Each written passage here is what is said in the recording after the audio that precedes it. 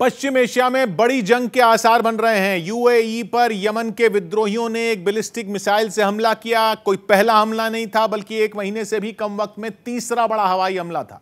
यह एक ऐसी जंग की शुरुआत हो सकती है जिसकी चपेट में 13 मुल्क आ जाएंगे अगर जंग शुरू हुई तो। दोनों तरफ से हो रहे तेज हमले इशारा कर रहे हैं कि पश्चिम एशिया एक बड़ी जंग की तरफ बढ़ रहा है, जिसका केंद्र यमन हो सकता है, क्योंकि पिछले एक महीने से भी कम वक्त में 4 बार हूथी विद्रोहियों के हमले यूएई की अलग अलग जगहों पर हुए हैं। इनमें सबसे ताजा हमला एक दिन पहले हुआ जब विद्रोहियों ने यूएई पर बैलिस्टिक मिसाइल दागी। हालांकि यूएई के एयर डिफेंस सिस्टम ने इस हमले को नाकाम कर दिया, लेकिन यह हमला तब हुआ जब इजरायल के राष्ट्रपति यूएई के दौरे पर हैं।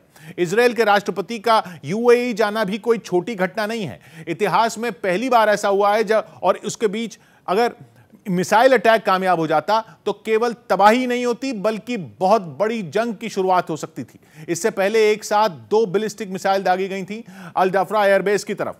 यह एयरबेस यूएई में है, जहां अमेरिकी और ब्रिटिश फौज की मौजूदगी भी रहती है, लेकिन दोनों मिसाइलों को यूएई के एयर डिफेंस सिस्टम ने नष्ट कर दिया। इससे पहले एक और हमला हो चुका है यूएई की राजधानी अबू धाबी की तरफ। यह हमला तो तेल के ठिकाने पर हुआ था, जिसमें 3 लोग मारे गए थे, 6 लोग जख्मी हुए थे। इससे भी पहले एक और बड़ी घटना हुई थी, वो भी जनवरी की थी, जब हूथी विद्रोहियों ने लाल सागर में एक जहाज पकड़ लिया था। यह जहाज यूएई का था और विद्रोहियों ने दावा किया था कि इसमें हथियार भरे हुए थे, इसलिए उसे पकड़ा गया। लेकिन इस जहाज को छुड़ाने के लिए हूथी विद्रोहियों के ठिकानों पर बमबारी हुई और जवाब देते हुए विद्रोहियों ने भी हमले करने में कोई कसर नहीं छोड़ी। सैकड़ों लोगों की जान चली गई। उसे ही जंग के ताजा हालात की सबसे बड़ी वजह माना जा रहा है। लेकिन इस जंग में केवल यमन, हूथी विद्रोही या फिर यूएई ही नहीं है। इस जंग के दायरे में कई बड़े खिलाड़ी हैं। ईरान से लेकर अमेरिका तक और ब्रिटेन से लेकर सूडान तक इस जंग के दायरे में है, जिसके लिए यमन के हालात को थोड़ा सा समझना जरूरी है। यमन में हूथी एक ऐसा शिया मुसलमानों का समुदाय है जिसकी मौजूदगी वहां की कुल आबादी में करीब 25% है। यह एक कबीला हुआ करता था जिसने एक आंदोलन शुरू किया था, जिसके बाद जंग शुरू हुई। जंग बढ़ती गई। पिछले 7 साल से इन विद्रोहियों की ताकत का सामना केवल यमन की सरकार नहीं, बल्कि 9 देशों की सरकारें कर रही हैं। पश्चिम एशिया के इन देशों में यमन को ही सबसे गरीब मुल्क माना जाता है। गृह युद्ध के कारण ही यमन की हालत इतनी खराब है। लेकिन यमन में सुन्नी मुसलमानों के समुदाय की आबादी ज्यादा है, इसे समझना जरूरी है। यमन में सरकार है सुन्नी और हूथी विद्रोही है शिया। अब यमन की सीमा लगती है सऊदी अरब से। सऊदी अरब में भी सुन्नी मुसलमानों का प्रभाव है। सऊदी अरब ने यमन की सरकार की मदद की विद्रोहियों से निपटने में, लेकिन अकेला सऊदी अरब ही नहीं, बल्कि 9 देशों का एक गठबंधन बनाया गया। 9 देशों की सेना बनाई गई यमन में, वहां की सरकार की मदद करने के लिए और विद्रोहियों से, शिया विद्रोहियों से लड़ने के लिए। 7 साल पहले बना था यह संगठन। इस संगठन में यूएई, कतर, कुवैत, बहरीन, मिस्र, जॉर्डन, मोरक्को, सूडान और Senegal.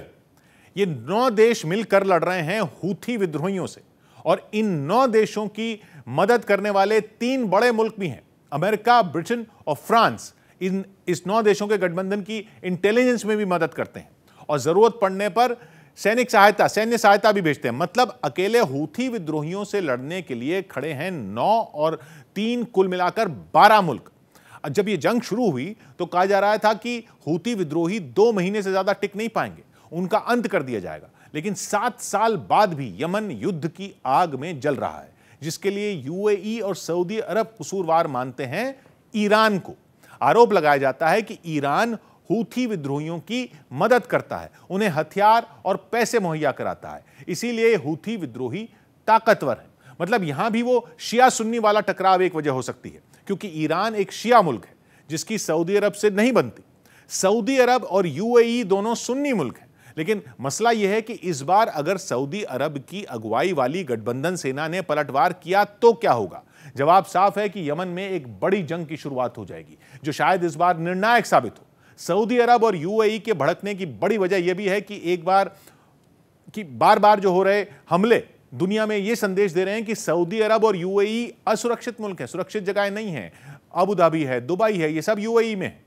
Sharjah, Dubai, Abu Dhabi, ये सब मिलाकर यूएई है। मतलब किसी भी शहर पर कभी भी कोई मिसाइल आकर गिर सकती है, ये मैसेज जा रहा है। जबकि ये दोनों मुल्क, सऊदी अरब और यूएई, कोरोना संकट के बाद दुनिया भर से पर्यटकों को बुलाने के लिए हर मुमकिन कोशिश करने में लगे हैं। ऐसे में अगर दुनिया को पता लगेगा कि यहां हवाई हमलों का खतरा है तो पर्यटन के लिए तो लोग नहीं आएंगे। यमन में जिस तरह से हूथी विद्रोही बार बार मिसाइल दाग रहे हैं, इतना तो साफ है कि उनके पास हथियारों की कोई कमी नहीं है, इसलिए वो गठबंधन वाली सेना को उकसाने से पीछे नहीं हट रहे। दूसरी तरफ उनके सामने दुनिया की महाशक्तियों के समर्थन वाला एक महागठबंधन है, मतलब दोनों तरफ से ही ताकतवर सेनाओं का मुकाबला होगा। इसलिए माना जा रहा है कि इजरायल के राष्ट्रपति का दौरा खत्म होने के बाद यमन में कुछ बड़ा हो सकता है।